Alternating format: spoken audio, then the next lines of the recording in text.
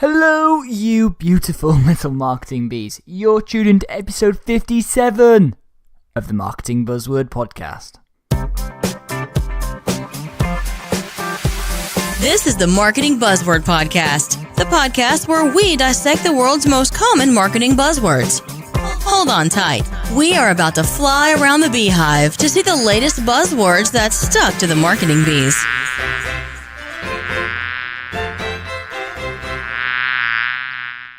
Hello again and welcome back to the Marketing Buzzword Podcast.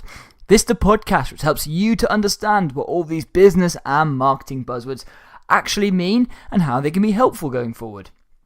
I'm your host Ben Roberts, and in this show I am the marketing bee in charge of making sure I can get on the right guests and ask the right questions to make sure that these words and phrases actually make sense. And in today's show, it's a really timely episode and something that I've been thinking about a bit, and we're going to look at the buzzword. Well, this is something that I think is going to come more back into people's psyche, and it's the word convenience. Okay, just purely convenience. Before we get into that though, I need to let you know this podcast is powered by Talkative. Talkative is a company that brings together live web chat, web calling, video calling, and co-browsing together in one package that embeds into your website. Essentially, allows your customers to have a number of channels in which to communicate with you, and you as a company be able to manage more in one channel and get more information about each of your callers, and be able to provide a more seamless customer experience. Check it out at talkative.uk. That's talkative.uk. And one final thing before we get onto this week's guest. If you are enjoying the show and loving what I'm trying to do with the Marketing Buzzword Podcast, please go on iTunes and leave a quick review. Honestly, it'll take you 5-10 seconds. John Asperian has also done a wonderful video which is live on the website now, which shows you exactly how to rate it. I really, really do appreciate it. What was I going to say? Yeah. Oh, this week's guest. Yeah, of course. That's more than enough about me. That's the normal line. It's time to introduce this week's guest. Now, this week's guest is someone who I've met a few times, and I'm absolutely in awe every time I speak to him. I learn something new, and he's got a new book out which is called The Convenience Revolution. And it's a guy called Shep Hyken. And if you know about him and you heard about him, you'll know exactly why I want to get him on the show. And if you haven't heard about him, go and look him up. Seriously, he's so cool. So, Shep Hyken, CSP, CPAE, is the Chief Amazement Officer of Shepherd Presentations. As a professional speaker and author, Shep works with companies who want to develop loyal relationships with their customers and employees.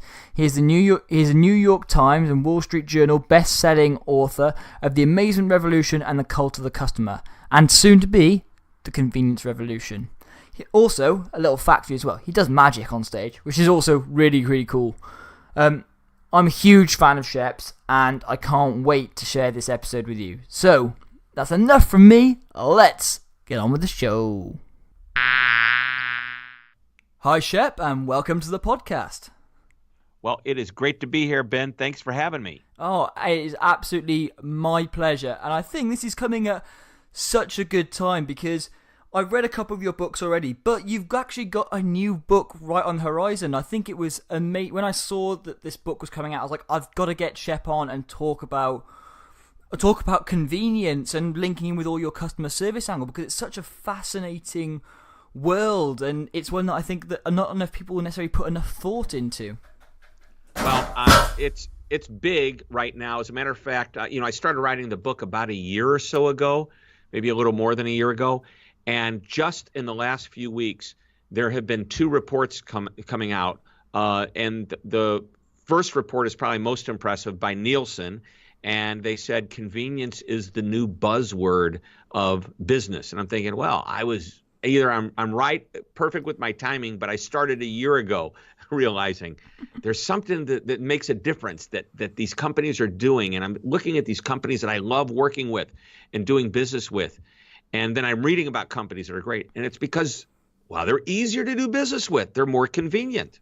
Well, I think that's apt timing on both parts. I mean, obviously, this is what I set up this podcast to look at, was all these marketing buzzwords. And it's amazing how we've had these terms that have been around for so long. I mean, convenience shops have been around for decades and decades, and now people suddenly realise what the word actually means, and actually, yes. in a digital world, it's the exact same thing, but people suddenly go, oh my god, is this a new thing? And it's like, whoa, it's been around for decades, but people are suddenly realising actually how powerful it can be, because they get distracted by all these new shiny things that come along, and then it comes back to the crux of what a business should be, and it's convenient. Yeah, so it even goes back further than that. And by the way, 1927, Southland Corporation, which used to sell blocks of ice that people would put in their refrigerators, and back then they were just called ice boxes because that's what it is. You put the ice in there, it kept everything cold. They started selling the same items that you would think of in a convenience store, like eggs and milk and things like that. And that was Southland turning into 7-Eleven. Today they have 65,000 stores around the world, and they're convenience stores, or convenience shops, as you say. And there's many other brands. There's several 100,000 convenience stores. They call it a convenience store because it's convenient.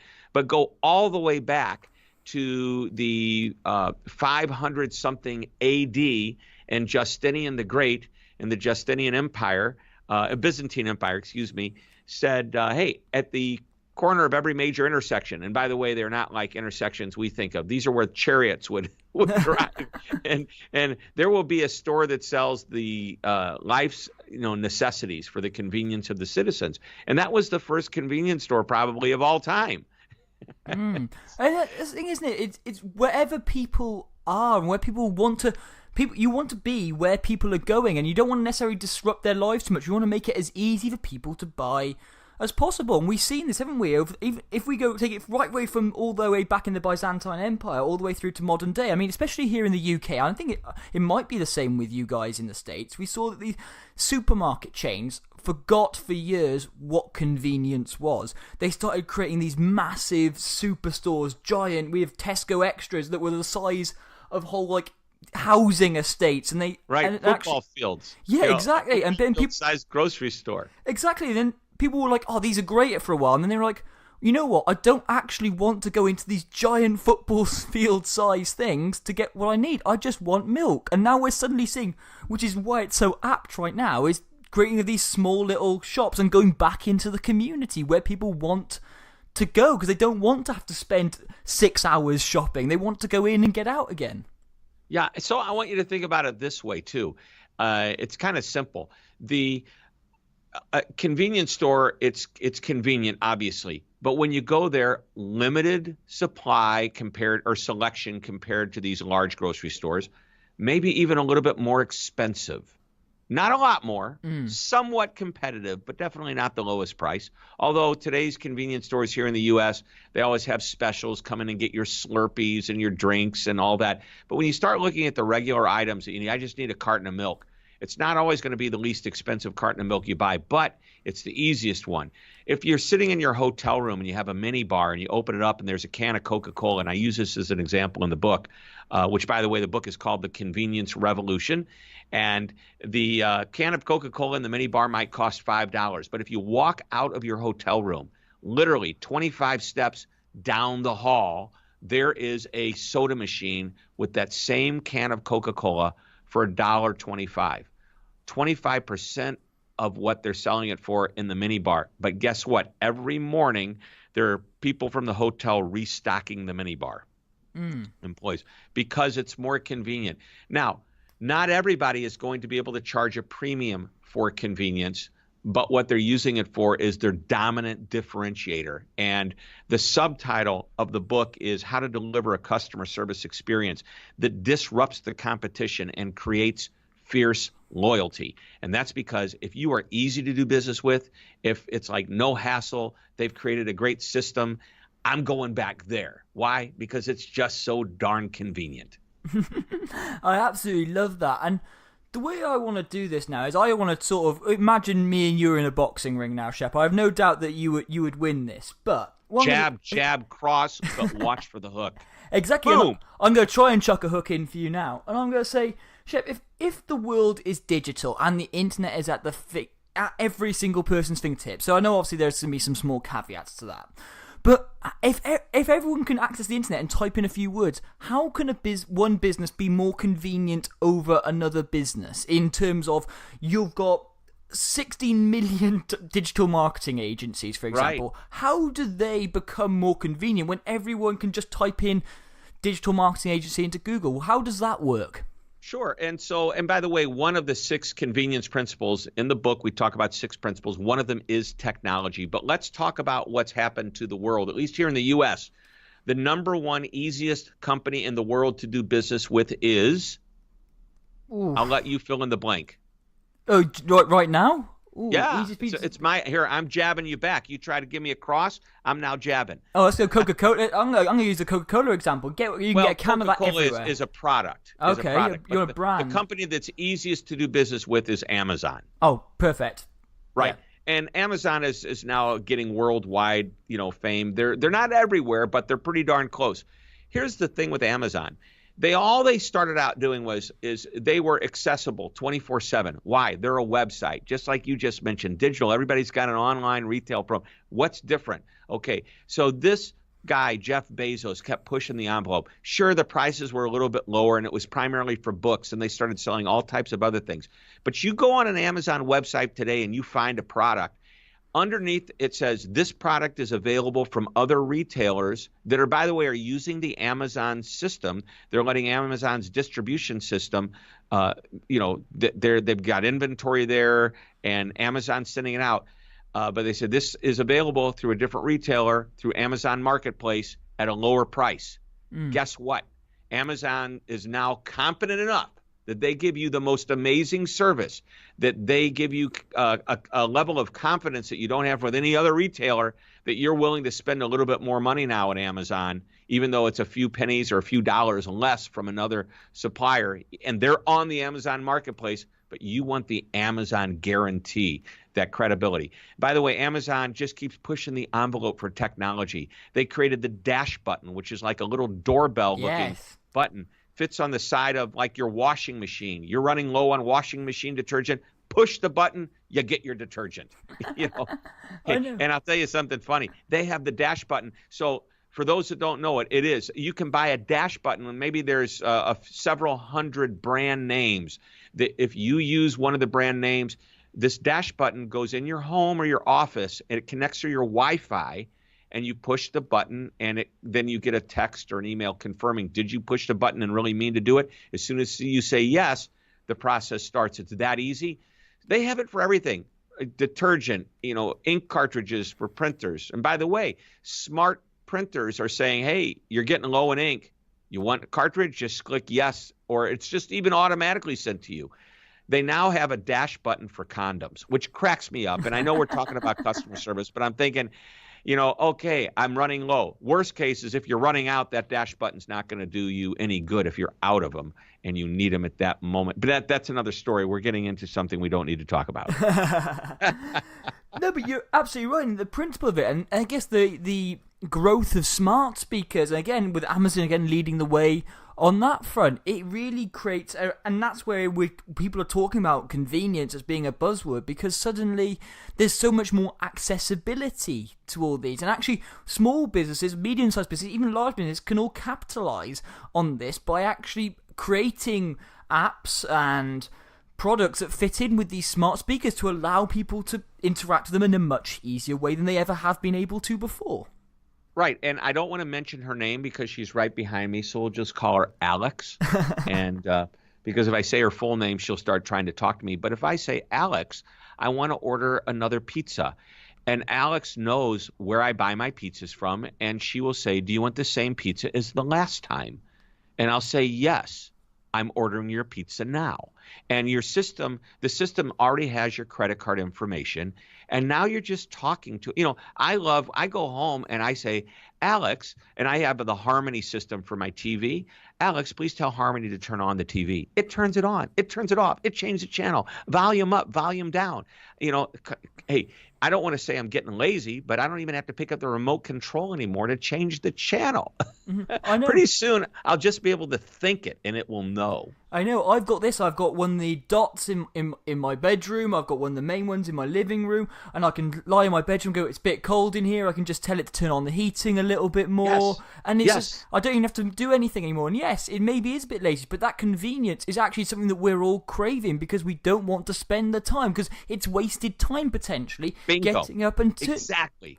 You nailed it. It's the time. So I hired a research company to go out and find out, is this thing that I'm talking about real? And prove it to me. Give me social proof.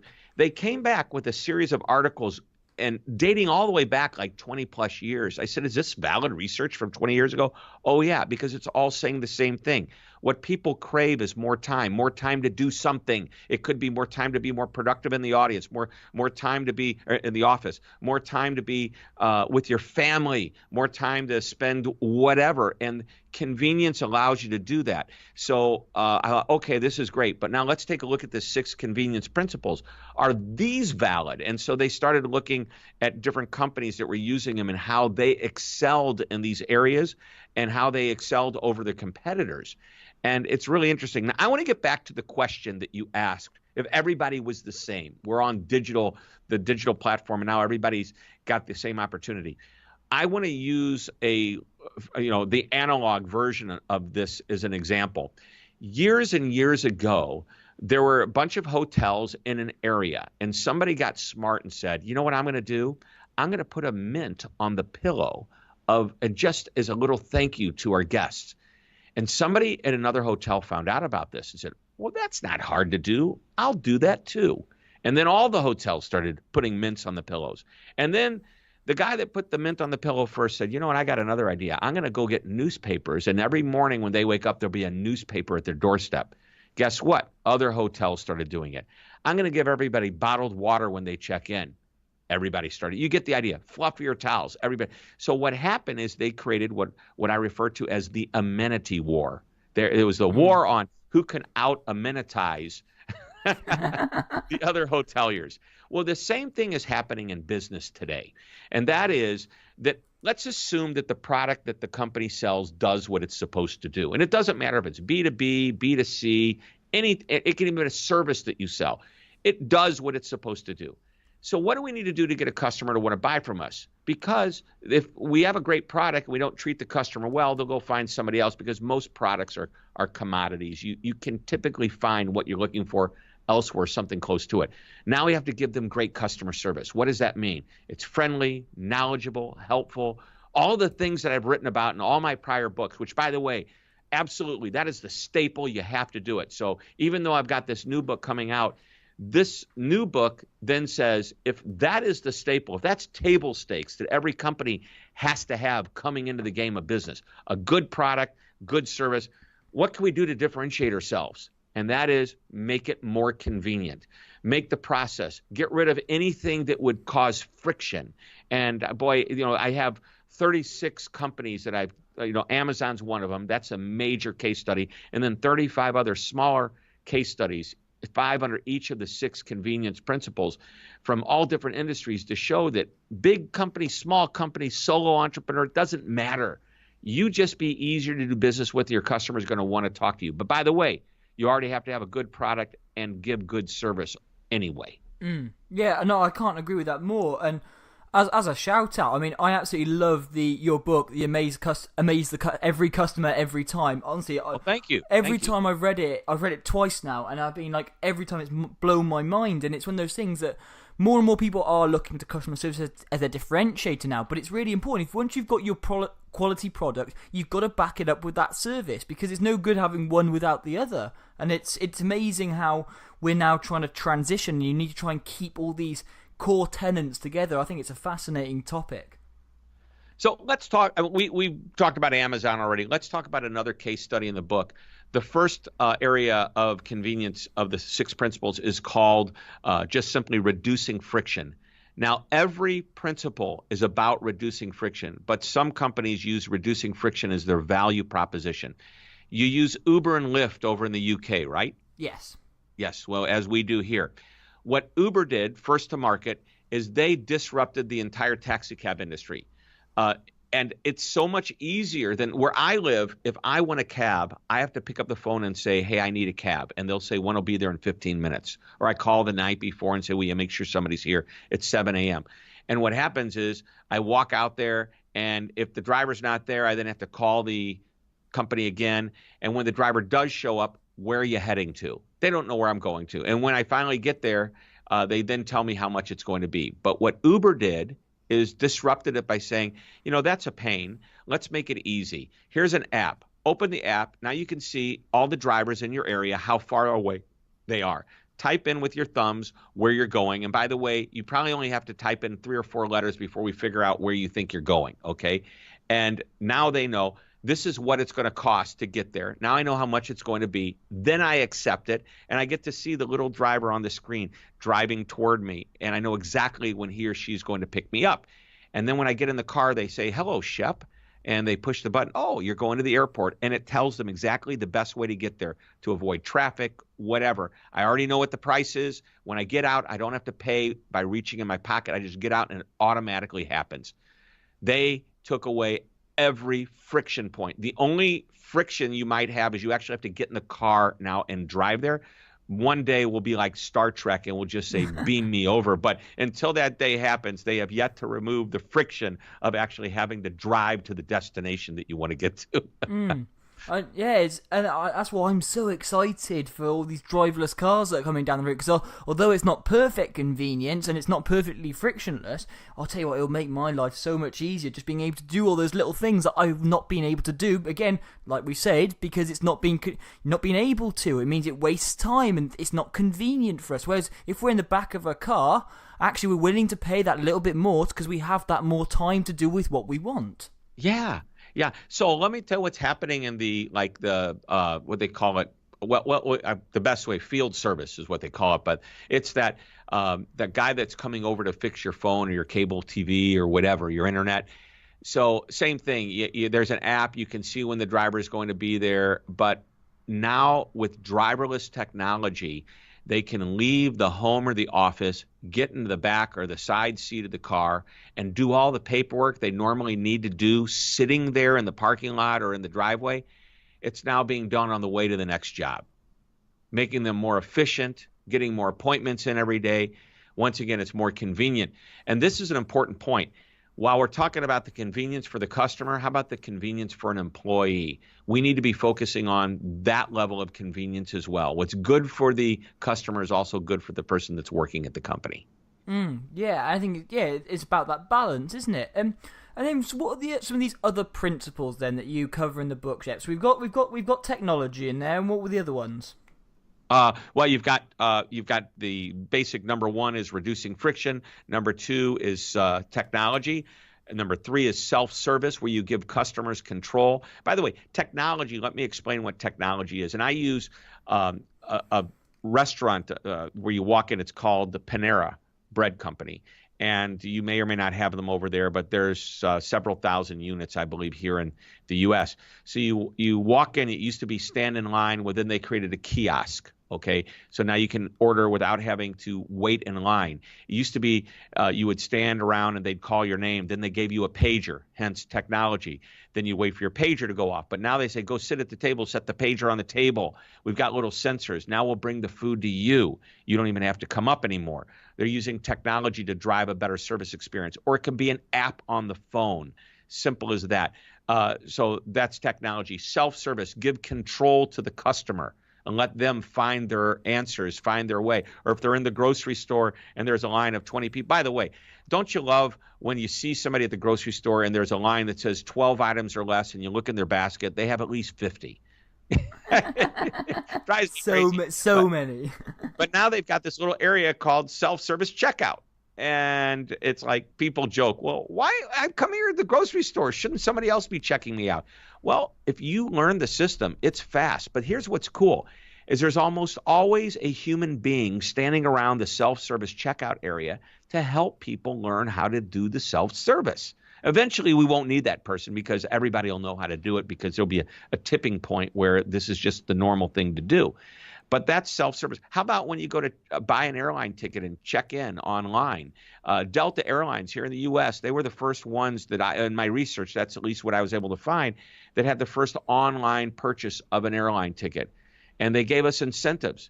Buy it online and we'll give you more points in your account. And people said, well, I'll try it. And guess what? It was easy to use. Somebody said to me, I had the best experience on Delta. I got all the way to the plane. I didn't have to talk to any employees. I was just, and I go, is that bad? You don't like talking to the employees? Oh, no. They created this great system. I buy the ticket online. I check in online. I didn't have to check my bags that day. So I just walked to the gate. And there is where my experience with the people started. But they're always backup. Yeah, I had the exact same thing recently going on my summer holidays, and I was actually flying EasyJet, which is a budget airline, so I wasn't expecting this. But I downloaded the app, all my boarding cards were on there. I got to the airport. It basically, you scan your boarding card, you drop your bags off. There's no people around. You literally just hold your phone. It's on my phone. I don't have to carry out printed paper anymore. And literally, I just scan my phone everywhere. I probably spoke to 2 people from the airport staff through my entire stay in the airport, which was a couple of hours. It was amazing. And it's something that actually, I don't mind talking to those people, but actually, it saved time. It was really efficient. And you know what? If I want to talk to someone, I would, but I didn't need to, which is amazing. Right. And that's why the human backup, especially when you're using technology, is always important. So, and self-service, same thing. So we've got those 3. Number 4 is a subscription model. Many companies don't realize it, but they could create a reoccurring ongoing revenue by creating some type of subscription model. You know, it's something as obvious as the magazine or a newspaper shows up every day. But how about the hardware store that needs to sell the air conditioner filters or furnace filters every 6 months? The customer's supposed to change them. Don't make them come in. Don't even make them remember on their own. Just send them the filters every 6 months that they need. They gave you your credit card. They gave you the number. It's a subscription model. Netflix is the key case study where they went from, Blockbuster, of course, would years ago, a video store, you would just go in and you plop down your money. Then Blockbuster got smart. They say $20 a month, unlimited videos. Well, Netflix said, hey, that's fine too, but let's eliminate some friction. You don't have to go to the store anymore. Just tell us the videos you want. We'll send you DVDs, and then we'll even give you the packaging to send them back. No, you don't have to pay for it back and forth. It's part of your subscription. By the way, today you have streaming, but they realize there's still several million customers out there that don't have bandwidth on their internet enough to be able to stream video, so they still make available to them DVDs. So I think that's pretty cool that they still do that. But anyway, Netflix is a subscription service. A manufacturer that has an annual maintenance contract where somebody comes out and checks the machine once a quarter or whatever. It's a maintenance contract. It's like a subscription service. Your car, you're driving down the street and you hit a bump in the road and a signal is sent to the dealer. By the way, this is using technology, and that's companies or car companies now are saying for a monthly fee, we'll hook this system up. Here in the U.S., it's called OnStar. By the way, subscription. Do you know that there's multiple brands, BMW, Porsche, Volvo, Cadillac? You can now subscribe to a car. You don't have to own the car. You don't have to lease the car. Just pay X amount of dollars a month, and you can drive this car. Porsche, it's called the Passport program. So if you want to have the 4-seater Porsche, the 4-door Porsche, I think it's called the Panamera or something, or I can't pronounce the name. But anyway, you get the idea. Yeah. But then you want to switch to the 2-door. You're allowed up to 18 switches a year or something like that. And you just subscribe to it. You don't own the car. You don't even pay insurance. You don't have to do any maintenance. They take care of it all. You just have to drive the car, and you pay a fee for it. That's subscription. Delivery, we take it to you. There's now grocery stores that will deliver your groceries. I use Tom James. They're a clothier that they come out to your office. They measure you. They're like a tailor, and then they send you your custom suits. You never leave your office or your home. They bring it to you. My car dealer, whenever I have a maintenance issue, they bring me a loaner. They pick up my car, and they bring my car back. They're delivering to me. And then finally, access. Hours of operation. How close are you? Websites open 24 hours a day, 7 days a week. But how about a bank? Typically not. And if you want to go to a bank, typical banker's hours are the same hours that the average customer works. Huntington Bank here in the U.S. said, well, let's be friendly to the customer. Let's open later so that they can come after work and do banking, and let's open on Saturdays too. And it's like, well, bankers, we're not used to doing that. Well, that's why they disrupted their competitors, and now they're successful because of that convenience. So there's lots of ways to be convenient. Starbucks, gosh, in a busy city, it's like on every corner. That's location convenience. Here in the U.S., Walmart, 90% of the U.S. population is within 10 minutes of a Walmart. That's pretty amazing, So anyway, those are the 6 major convenience principles, and companies can do one of them, they can do 2, or they can do all 6. It depends on how creative and strategic you get.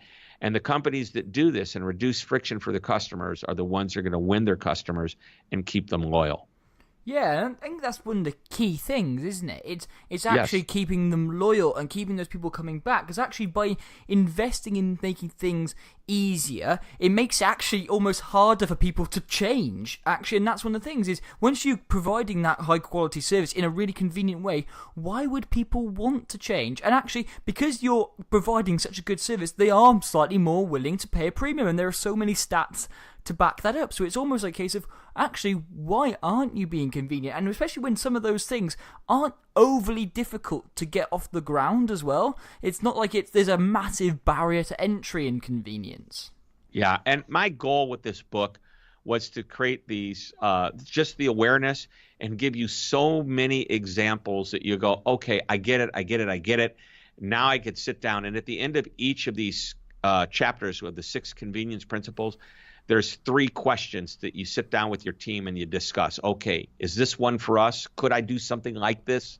And we kind of give you the prompt of the conversation to get it started. Because it's one thing, and I've done this with all of my books, as I did in the one we were talking about, you mentioned Amaze Every Customer Every Time, which, by the way, features a company that is very convenient to the customers. I use Ace Hardware at just a hardware store chain, 4,700 stores and represented over 75 countries.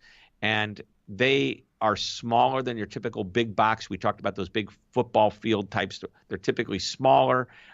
They don't have quite the selection. They're usually a little bit more expensive. They call it competitive pricing. But guess what? They're more convenient. The CEO, John Van Huysen, I sent him the manuscript to this new book. I said, look, I've even featured Ace in here because smaller parking lot, easier to get into, smaller footprint of the store, easier to navigate. You're more convenient. He says, Shep, are you spying on us? Because that's exactly what our new commercials are all about, is that we're more convenient. Exactly. Yeah. So I want everybody to be able to just like brainstorm after this and go, okay, I get it. I know we can find one, if not all 6 different ways that we can be convenient to our customers. And it sort of reminds me a little bit of what people say. When you were younger and a girl said to you, Ben, or said to me, bigger isn't always better, Ben. You don't have to go big all the time. Actually, sometimes the little things are actually more powerful. I mean, imagine that I have a form that you have to fill out every time we do business. Why can't I just simply have the form and just you sign the bottom of it and just confirm, is everything right? You don't have to fill it all out again. I go to the doctor's office. Every time I go to the doctor's office, I got to fill out that darn HIPAA form.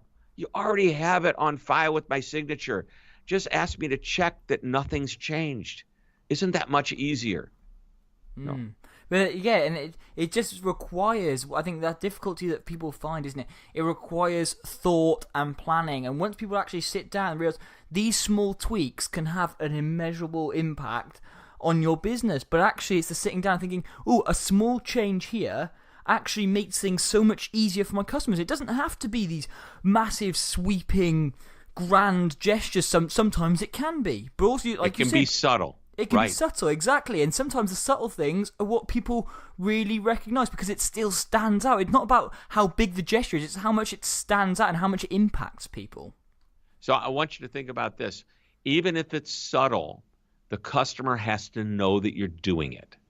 And if there's a way to, I guess the right word is, even if it's grand, subtly make sure your customer knows. Because if you have this great system and the customer doesn't know about it, or the customer doesn't know that you're different because of this, I think you're missing an opportunity to win a little bit more of that customer's mind share and their heart to understanding that you're a better place to do business.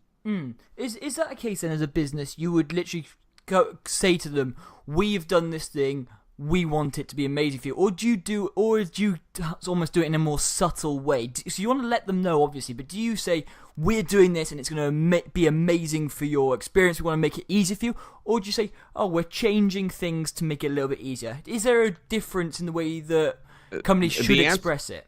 Right. I believe the answer to that is yes. I'll never forget, and while it has nothing to do with convenience, I went to I do scuba diving, and I remember when I was buying my regulator, which is the breathing apparatus, one, I can't remember what the prices were. One was $200, one was $500. I go, show me the difference. Okay. We hooked it up to a tank. Go ahead and breathe. Okay. This is fine. I can't understand. Why would I want a $500 one? This seems fine. Let's put the $500 one. I put it on one. Holy smokes. This is a huge difference. Now, I'll be fine with the $200 one, but now I know what the good life tastes like, And I think it's important for the way the salesperson went about it was through education. Now, there's another way of doing it. Make a promise to your customers. And you can say, why do business with us? Because we promise you will have this experience. And if the experience is different than others, use it as your differentiation. Market it, make it big. So that's a totally different approach. I'll sit down with my clients. We'll go into a boardroom, and maybe we're in a consulting project, or maybe we're just prepping for the presentation. And I'll ask them, why would a customer want to do business with you over someone else? And I don't want to hear, our people are friendly, because that's what they're saying. Our people, we offer better service. Well, what exactly do you offer that's better than what they say they're offering? It needs to be really, really tangible. Is there something you can truly put your finger on? And if they can, well, let's exploit that. I used to buy beef from a butcher, and this is years ago. I would go in and he'd say, by the way, do you know why you should always buy beef from me and no other? When they say butcher, they're referring to another shop. And I go, tell me. Notice how I've trimmed the fat. We trim the fat like, I don't know, 1/8 of an inch around the steak. Most of our competitors do 1/4 to 1/2 an inch around the steak, or 1/4 inch, which means it's small, but maybe in a nice size steak, you're getting an extra 1 + 2 ounces for the same amount of money. Oh, now you just educated me on some benefit that I have that's different than the competitors, and I need to embrace that. Well, when it comes to convenience, same thing. And as I mentioned earlier in our talk, if you have a good product and you've got good service, that's great. But today, the next level is throw on that level of convenience, that ease to do business. I think that's an absolutely amazing way to sort of wrap this up a little bit. It's about just those small changes, that education thing. I think it's so important because people get lost sometimes in creating content instead of actually really helping people understand and learn things. Education is it's one of those sort of key tenets of life, really. People always want to learn as well, and they want to be in the know. People don't like being in the dark, so tell them, educate them, show them how, show them why, and that's an amazing thing that often gets neglected. Now, to wrap this up, Shep, where can people get your book? Because literally, this podcast that come out a day before your book comes out. So convenient, some would say. So convenient. Just go straight to Amazon.com, and it's right there. And even if you're listening to the show on the day it comes out, so you need to wait 24 hours before they ship. You want to know what I really hope is that Amazon finds itself going, wow, I wish we would have ordered more books in stock. My publisher is ready to go when they get that message, because I have a feeling we're going to be doing very well that day. Another place you can order the book if you want to just learn a little bit more about this convenience revolution and the concept. I've created a short little video. Just go to beconvenient.com. The word B-E, be convenient. Everybody should be convenient. So beconvenient.com. But Amazon's the quickest, easiest, simplest, and most convenient way for you to order the book. Thank you for asking that. Oh, absolutely no problem at all. I mean, I know I'm going to be getting a copy as soon as I can because, as I said, loved your last couple of books, so definitely it makes absolutely zero sense for me not to get this one. I think you've absolutely convinced me in this conversation that convenience really is going to be actually something that everyone should consider in some form or another, and those principles make it really easy for people to understand. Well, thanks. That's what my goal is. I try to make I don't even think it's that complicated, but it's whatever I'm talking about when I do a speech for my clients. I talk about common sense that's not always so common, but the goal is let me make it simple and easy to understand, because then, simple doesn't always mean easy. And by the way, convenience it may sound simple, but it's not always easy to implement. But conceptually, it should be easy to understand and what you need to do. Definitely. No, brilliant. Thanks so much today, Shep. But before I let you go, I've got to ask you the one question that I ask everyone at the end of each podcast episode. And I haven't briefed you on this one, so hopefully it's not going to catch you too much by surprise. But what other buzzwords out there right now are you loving or hating? What is something that's really sort of grinding your gears and I go, I wish people would either move on from this or stop talking about this in such a way, or something you go, yes, like convenience, it's something that people should really embrace and get behind? Sure. You know what? There's two buddies of mine are coming out with books right around this time. Jay Baer is doing a book called Talk Triggers, and my friend Scott McCain is doing a book called Iconic, okay? And while they're not really buzzwords, Talk Triggers is about word-of-mouth marketing. He's creating a great strategy. So I love that he's taken that concept of word of mouth, kind of what I'm doing with customer service, and taking it to another level. And McCain is doing the same thing with the concept of, hey, you can have great customer service. How about iconic customer service? And so I love those.